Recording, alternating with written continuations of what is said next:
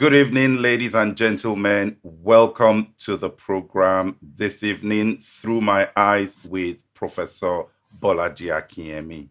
As usual, I'm sure it's going to be an exciting evening. Prof, you are welcome once again to the program. Thank you very much. I'm happy to be here and I'm looking forward to interaction with members of our audience. Yes. Prof, before we go into the details of today, there is something I want to put to you because until last week or 2 weeks ago, I did not know that you were a football fan. And so I'm going to ask you this question. First of all, do you mind telling us the team you support and your views on the brouhaha about European Super League? Oh, look, don't start a world war on this program. Uh, we've managed to keep things peaceful. Now you started this. There's no use asking me for which team did I support. There is only one team in the whole world, and that's Manchester United. There are no other teams that we tolerate and play with other clubs. It's just to keep the entertainment going. So don't let us start on that basis. And you see, when this whole issue about a super league started, I it baffled me the suddenness of the idea and the backlash, the ferocity of the backlash also, left me astounded because I thought there must be something else to this. Um, it's only as I listened to fans, stakeholders, and what have you, that I then got it clearly that what people were objecting to was the lack of equity, the lack of competition, and the lack of a sense of fairness. You had already handpicked the 12 teams. So what's the use of having domestic leagues?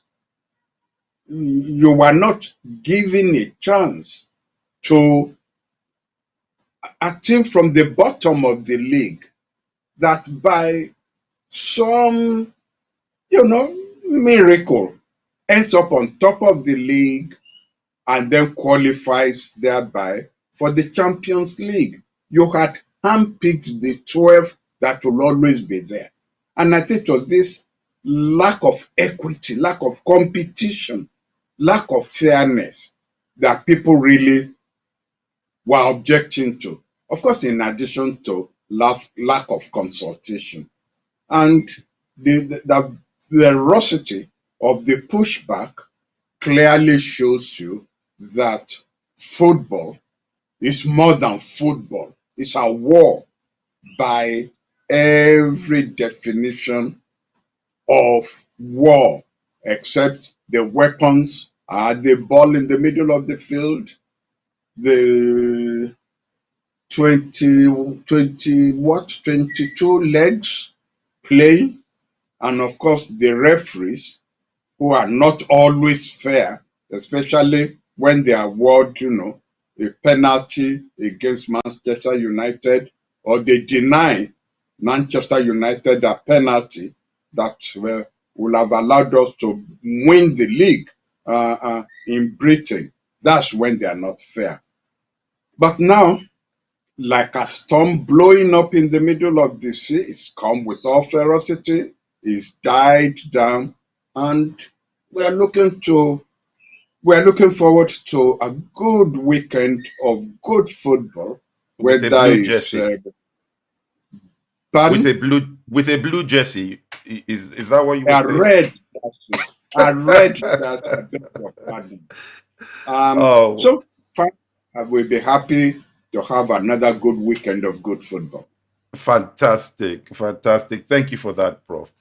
Um, but Prof, we had the news of the killing of the president of Chad earlier on this week. How do you react to that, Prof?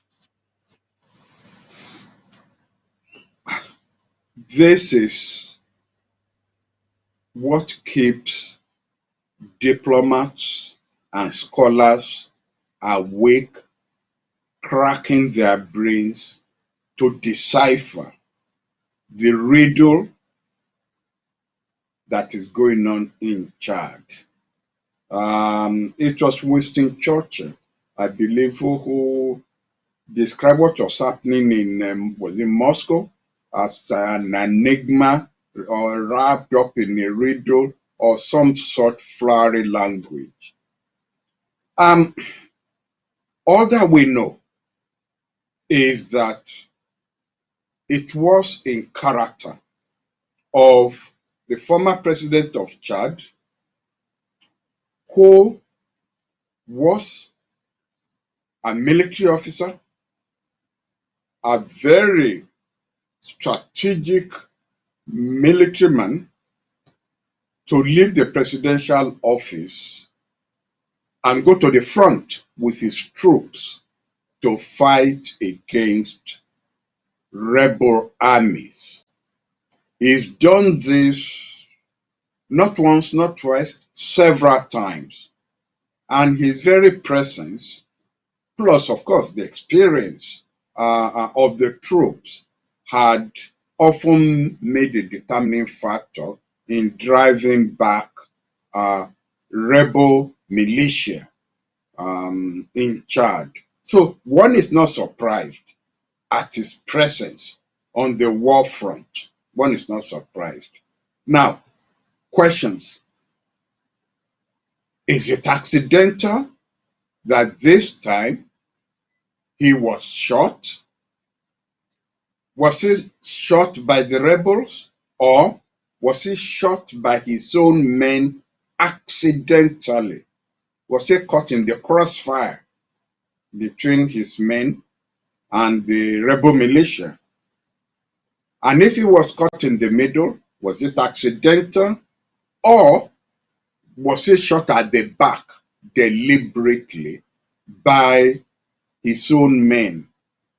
Um, the reason I put that last one there is because the history of Chad from the time of independence has been a history of coups upon coups upon coups. I think it's only the first president, Tomba Baye, who actually was elected through democratic means, if you can call an election organized by the French, the pattern colonial authorities, if you could call it fair and open, which one really wouldn't use, but not to divert our narrative on this occasion. But from that first president, every president of Chad, it had always come about through a military coup. Uh, this former president, well, is he executed president, assassinated president, president killed by accidentally, um, who died 3 days ago. He's been in power for 30 years. And that's why one is asking, was he killed by one of his own men? Was it an internal coup uh, uh, directed against him, but done in such a way that one will think it was an accident that happened on the battlefront? Um, he's been in power for 30 years. He's just won another election, but he's been a stabilizing factor in the history of Chad. He's the longest serving military president in Chad, and he had stabilized Chad. Now, if you monitor the media, you will find out that they are practically at each other's throat, between those who regard him as a dictator and that there was nothing that he achieved that justifies praising him, and those who are arguing that they would rather sacrifice democracy that is accompanied by instability, competing militia, bloodshed all over Chad. They would rather sacrifice that and have a dictator maintaining peace, maintaining stability, even though there is no peace, because there is a war going on. But you'll recall we've had this argument between democracy and development on this very program. Now another factor is being brought in, democracy without stability versus dictatorship with stability. And I have then come to this conclusion that I will speak out in favor of stability, but I will also hold out against praising someone whom I will not praise if he were in my own country. So we don't know the real truth, but there is a miasma of instability in that whole belt. And there are changes taking place that may be the beginning of confrontation between Nigeria and France in the whole of that area. Why do I say this? There has just been a presidential election in Niger that is next to Chad, both on top of Nigeria, and the candidate backed by Nigeria defeated the candidate supported by France in Niger. And France regards Niger as one of its satellite countries. The former president of Chad was an ally of the West and an ally of France in the fight against Islamic terrorists. Some of them sponsored by Gaddafi when he was alive, because Gaddafi had interest in annexing the top of Chad, the Azov Strip. In my former calling as a foreign minister, of course, I was involved in some of these issues that I'm talking about. In fact, I think every Nigerian foreign minister and every Nigerian head of state, since I will say, who now? Even since General Gawan had been involved in attempts at resolving issues, domestic as well as external, in Chad and in Niger. So what is going to happen? Does the fact that an election in Niger won by a Nigerian candidate against a French candidate? Did that factor in what has just happened in Chad? Well, we just really need to continue to monitor developing events.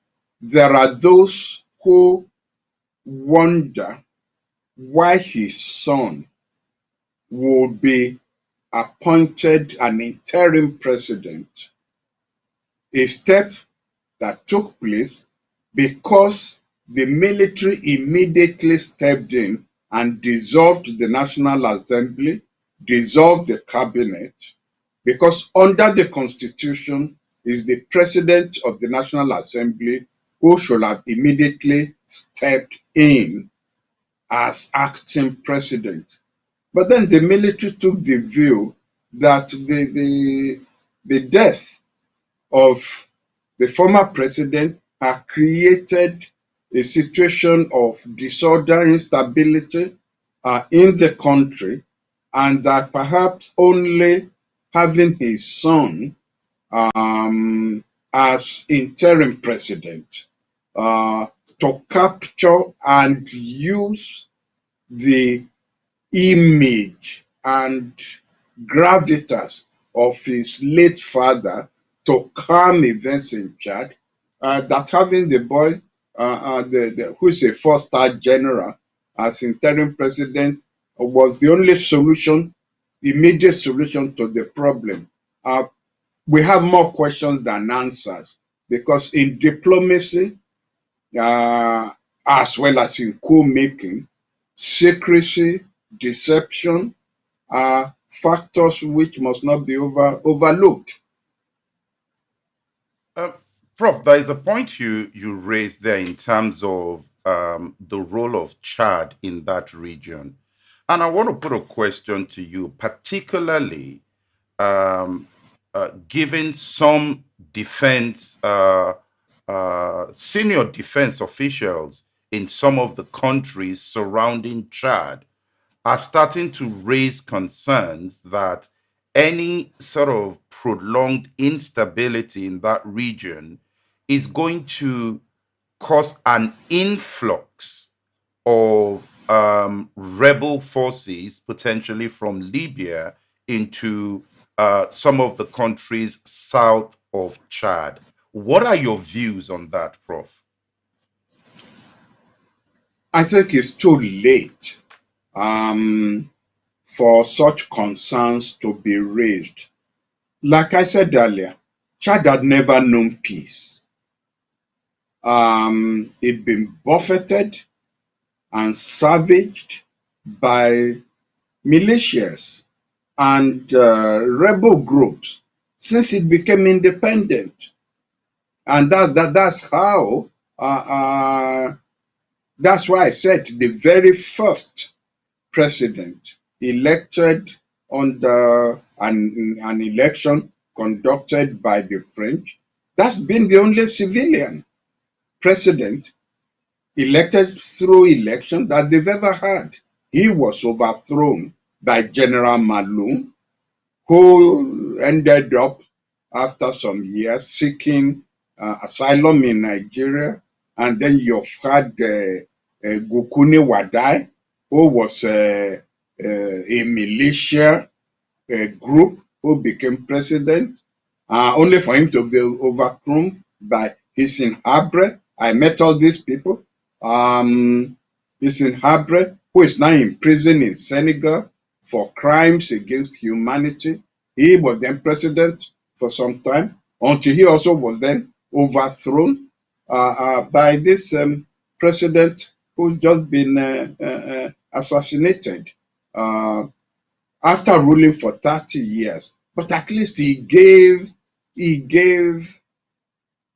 Chad 30 years of continuity of government. He didn't give them peace because Gaddafi was breathing down his neck in the attempt by Libya to annex that part of Chad that had uranium, which of course the French had their, eyes upon, but Gaddafi also wanted it. And Gaddafi was, sponsoring terrorist groups to fight in order to destabilize Chad and carve out that part. But for anybody to say that the death of the president of Chad is likely to lead to instability in the region is being economical with analysis. But one thing one could say about Chad under the late president was that because he had the most disciplined, efficient, desert tolerant fighting forces under his command, he was able to help out in Mali. He was able to help out in Burkina Faso. He was able to help out against Boko Haram, the fight against Boko Haram around the Lake Chad and on the frontier with Nigeria. So in a way, one could see what they are saying, that at least he was committed to stability in the region, even if he didn't have stability in his own country. His forces were so efficient, so disciplined, good desert fighting forces, that he was able to use them in these places that I have mentioned. And if whoever succeeds him does not show that the same commitment to his policies, well, it is then possible that these militias and terror groups may receive an infusion of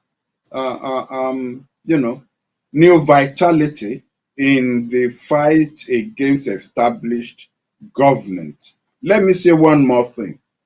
If the analysis is right, that the forces against whom he was fighting and lost his life in the process, if those forces are from the southern part of Libya, that is the area commanded by the warlord in Libya, who has no tolerance at all for Islamic jihadists. It doesn't. Then those forces are not likely to be Islamic jihadists. And that will be good news. But if the forces that are gaining the upper hand in Chad now are Islamic jihadists or forces that have a loyalty to Al Qaeda, then West Africa, the whole of West Africa, is in for trouble. Thank you for that, Prof. Let's move to Cuba. Cuba is another country that since 1959, most Cubans have only known one name in leadership, and that's Castro. And we've seen Raul Castro step down and give power to someone else. But Prof, when we look at the narrative regarding the Castros, they fought really based on an anti-imperialist narrative. Prof, has the revolution been a gain for Cubans, or has it worked for more against them than for them? Um, I don't think you are being fair to the Cubans. Cuba is one country that stood firmly against the heavy weight of the United States. There was nothing the Americans didn't do right from the time of President Eisenhower, through the Kennedys, through Lyndon Johnson, all the way, even latest onto Trump, to overthrow the Castros. There was nothing the Americans didn't do. They imposed economic embargoes, medical embargoes, all sorts of things against Cuba. The successes that the Castro brothers economically could have drawn upon, America frustrated. In fact, it was about 3-4 months ago, during the peak of the COVID-19 pandemic, that I had an American doctor, talk so glowingly about the successes that Cuba had made in the medical field. That with the permission of Trump at that time, the vaccine developed by the Cubans, they had brought to the United States to be finally tested. And this lady doctor was saying that preliminary results show an amazing positive analysis results from this vaccine. She was also saying that the Cubans had developed vaccine against malaria, which is by far a bigger scourge than COVID-19 pandemic. Malaria kills more people in the world annually than COVID-19. That the Cubans had developed a vaccine that they are refining against it. She listed a whole lot of medical vaccines that, in spite of this strangulation hold which America had held held their knee on the throat of Cuba, Cuba had managed what everybody in the world agreed to is the biggest strides made in the medical field had been made by the Cubans. And this is in spite of the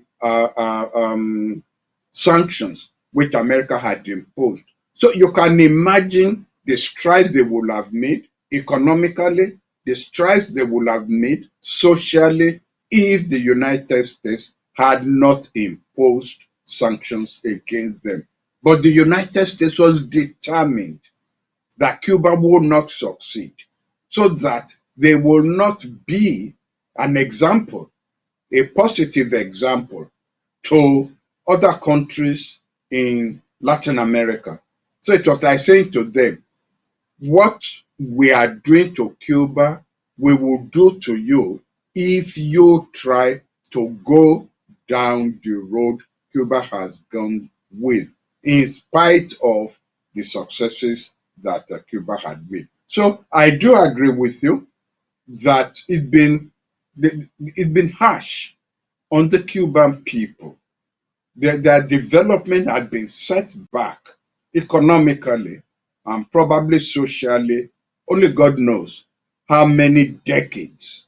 But it's not due to the Castro brothers by any means. It was due to, and America should feel ashamed of itself, honestly, that you go after a small country like this and you are proud of yourself. But they succeeded in making sure that other countries didn't follow. And one of my own regrets was not visiting Cuba, because I met Castro about 4 times at the meetings of uh, the non-aligned movement, and at the United Nations. And he was always saying to me, we would like you to come and visit Cuba, see what we have done firsthand. And I really did want to go, but my bosses were not prepared to offend the United States because the Americans were against any African country going close to Cuba, especially because they knew the role Cuba played in the victory of Angola against the invading forces from apartheid South Africa at that time. I really do regret not visiting Cuba at that time. But I feel myself lucky to have met Fidel Castro. He ranks among my heroes of Wow. Thomas Sankara, Fidel Castro himself, Jerry Rawlings, and those revolutionaries who meant well for their Mm. countries and who were prepared to make sacrifices for their country. Prof, let me ask a question here. Because the younger generation may be looking at Cuba now, looking at the situation going on. This economic embargo has been there since 1962 or thereabout, imposed by Kennedy. Every successive American president since then has maintained the sanctions. Is Cuba still a threat today for those sanctions to continue to remain there? No, and Cuba was never a threat to the United States. I know you may have in mind the nuclear confrontation between the United States and the Soviet Union when Kennedy was president of the United States and Nikita Khrushchev was chairman of the Soviet Union.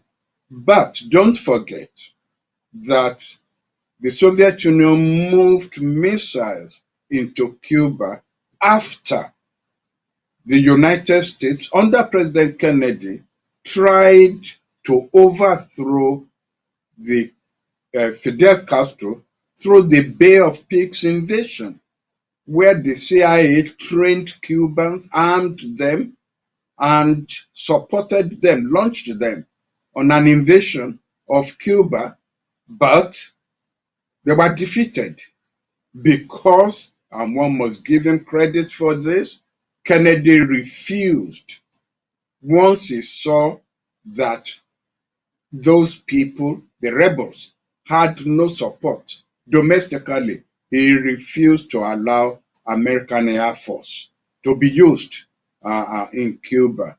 But following that, the Soviet Union decided to move missiles as a protective measure against the United States. Those missiles being based in Cuba. So that's very what you have in mind. But that whole issue was resolved by the Soviet Union agreeing to withdraw those missiles from Cuba in exchange for the United States withdrawing its own missiles from Turkey that was on the border with the Soviet Union. But the understanding was that what Kennedy promised Khrushchev will not be made public, but that 6 months after the Soviet Union will have withdrawn its missiles, America will withdraw its own missiles from Turkey. But since then, Cuba had not been a threat as such. But as I said earlier, they did not want Cuba to be a success, so it will not serve as a magnet for social forces in Latin America or in South America as a whole, to emulate the success of Cuba. That is why the United States have kept on those those sanctions. In fairness to him, Obama tried, and towards the end of his presidency, he opened up American relations with Cuba to allow some trade, to allow some visitors from the United States to visit Cuba, from Cuba to visit the United States. But Trump closed up the relationship again. But the strength of the vote of Cuban exiles based in Florida is what has always frightened every American presidential candidate from being tough on Cuba just to win those votes. And that's an example of here a handful of exilees then determines the fate of the whole big America in terms of who becomes his president by whether you are pro Cuba or anti Cuba. Mm. Prof, let's go to China. And let's see, China of late has been talking about this thing they've called the United States hegemony. And they've been calling for a change in this power balance in the world, signifying some imbalance that should be addressed. My question to you, Prof, is this. Is China just trying to be the dominant power? Or do they have a point here?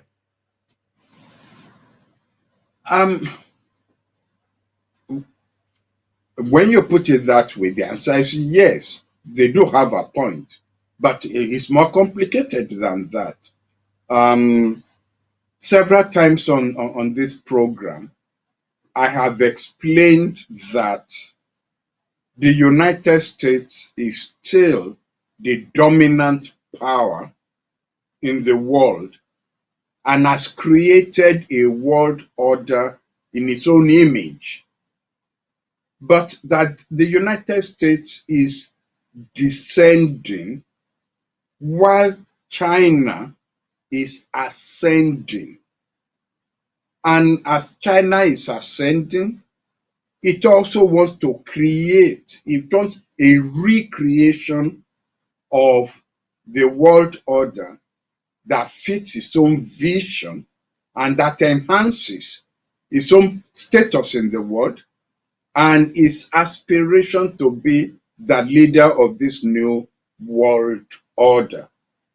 And that's why the language used by the president of China is they want a new world order that is equitable, that is not hegemonistic, etc., etc. But basically what they are saying is we are an ascending power. We don't like the world as it is because it was created by the United States. Well, it was created by God, according to the Bible. But you know what I mean. The world order as we have it now was created by the United States to fit an American vision, and it was built by the United States when it was the world leader. Now that you have a new now that you have a new world leader coming up, it wants a new world order that will recognize its own ascending status. And we've said that so many times on this program. And if one were to give an illustration, is one, what is the American fleet doing in the Southeast Asian Sea? when Chinese Navy is not on the North Atlantic coastline surrounding the United States. It's not fair. The trade indices and the trade balancing, the rules regulating trade under the World Trade Organization is more favorable to the United States than to China. China wants to see a change in those rules. China does not want to recognize that Africa, Europe, and what have you are no-go areas for China, but they are go areas for the United States. Don't forget that China has this plan of building this massive railroad from China to Europe through the old Silk Road. But instead of that Silk Road being, being peopled by camels, it will be by railroad. Now, the United States looks askance at that. China cannot understand. China has made inroads into Africa, much to the displeasure of the United States. And China is asking why they should be allowed also to any part of the world, just as the United States is going into or has been in any part of the world that it wants to. The United States has created a world order based on what it calls respect for human rights and democracy. And China says they have a different vision. If you are a leader of over, I don't know how many billion people you have in China, and you say you are going to be democratic, you're asking for chaos. And to some extent, the United States better listen, because we are starting to see chaos even in the United States itself, where it looks like the parameters of democracy has found its limits. And outside that, you now have people who are being encouraged, to stomp the capital, the seat of democracy. And China is saying, well, we have a different model, and we cannot have a world order that is based on the model of human rights and democracy. So that is really what all this is about. But it is this jostling for position, jostling for who will be in charge of a world order and who will be the boss. Basically, that's what it's all about. Yeah. Thank you for that, Prof. Before we leave the United States, there was that important trial that concluded yesterday, and that's the trial in the killing of George Floyd. What is your reaction to that, Prof?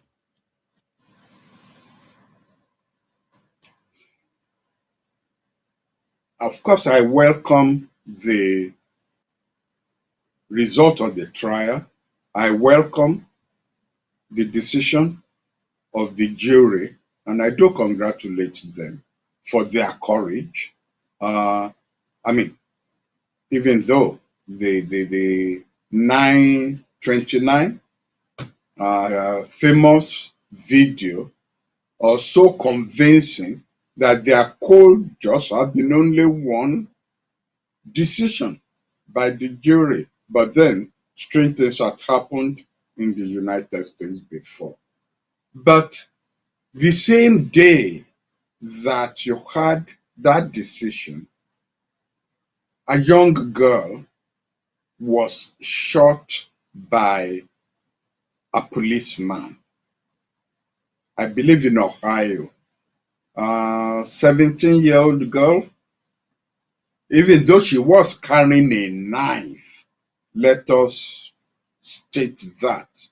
But it is killing somebody carrying a knife the only way to disarm that person.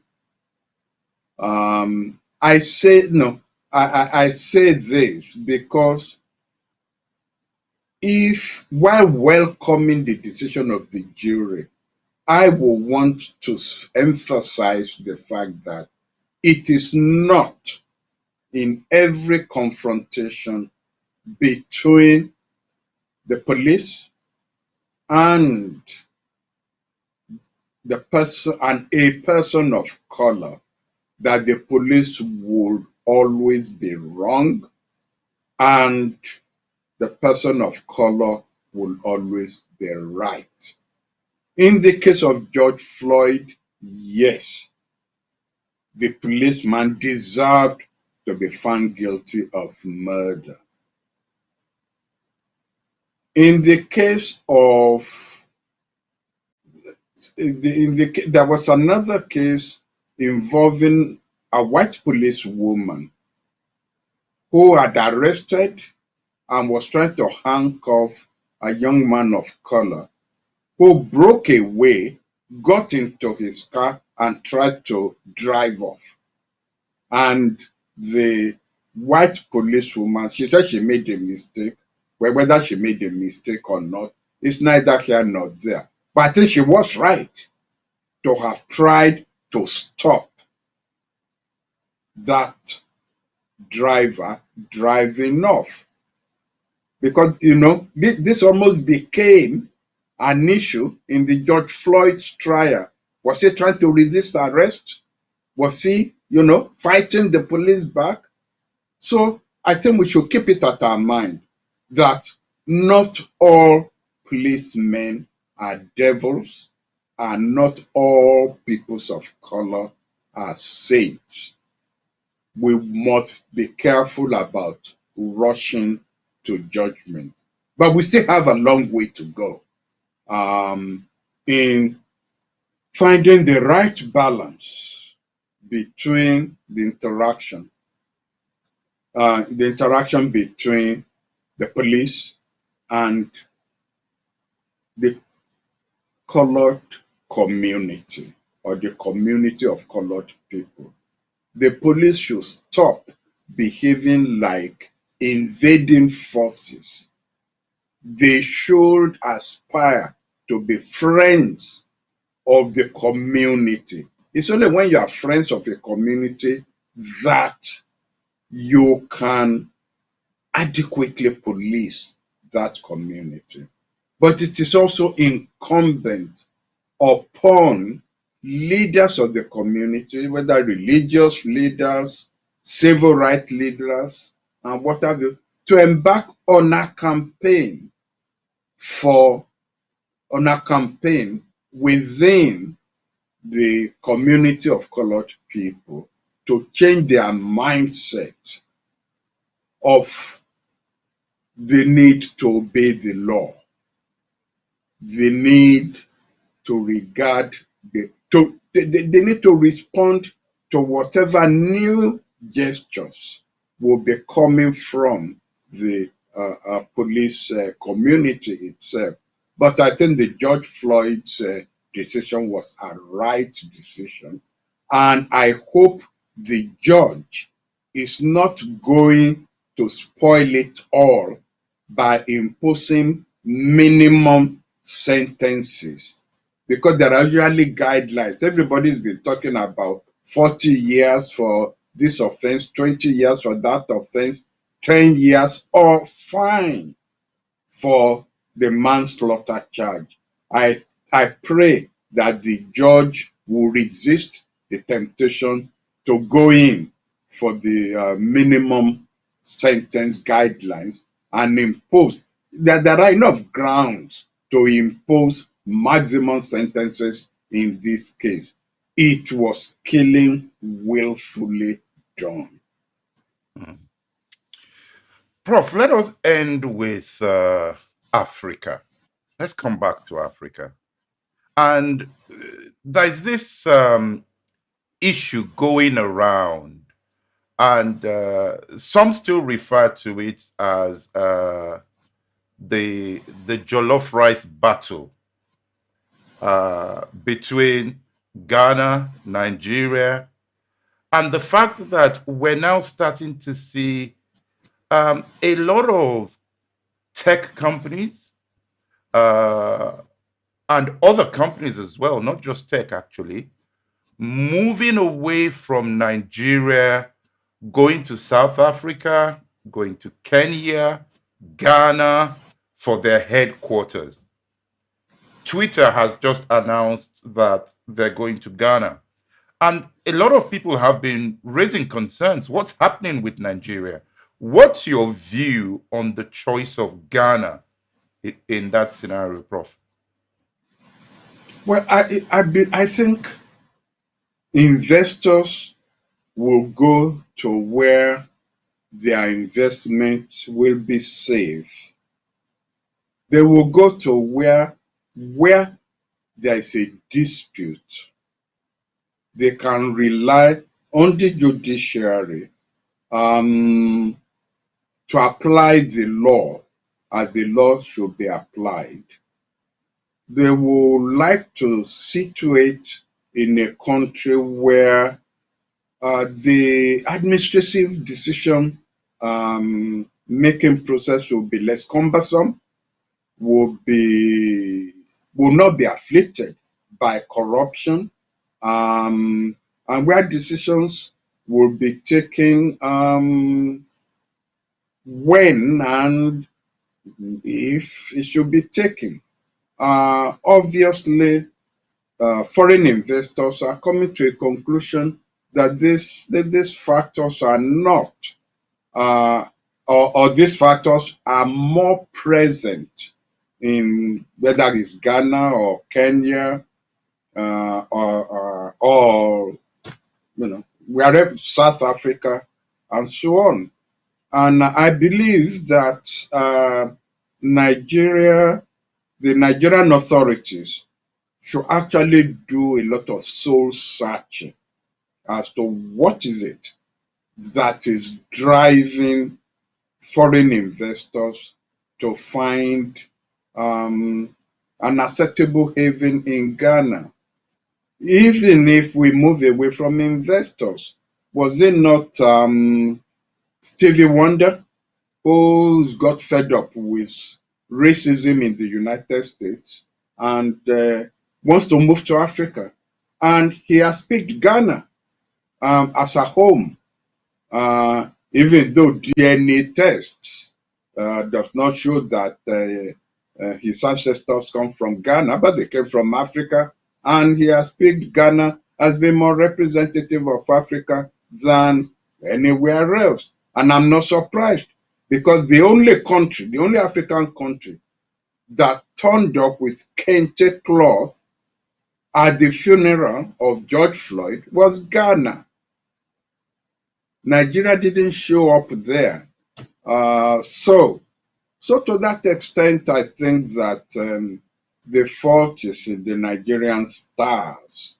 It's not it's not in the portfolio of investors, or in the portfolio of people of color towards Nigeria versus people of color towards Ghana or Kenya or Gambia or anywhere else.